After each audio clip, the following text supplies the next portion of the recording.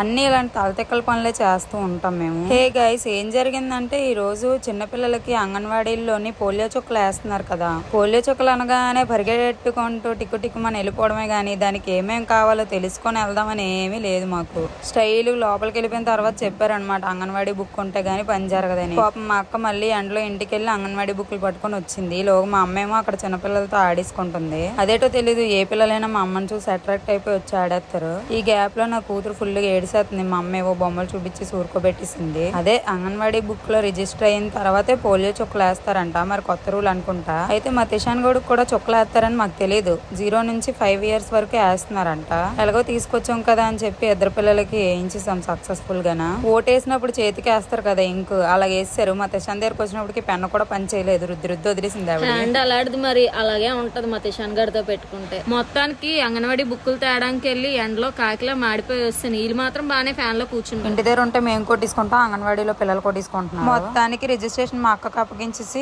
మేమైతే బయలుదేరి వస్తాం. ఎవరిని నమ్మకూడదురా బాబు, తీసుకెళ్ళినట్టు తీసుకెళ్లి అక్కడ నన్ను వదిలిసి వస్తారు.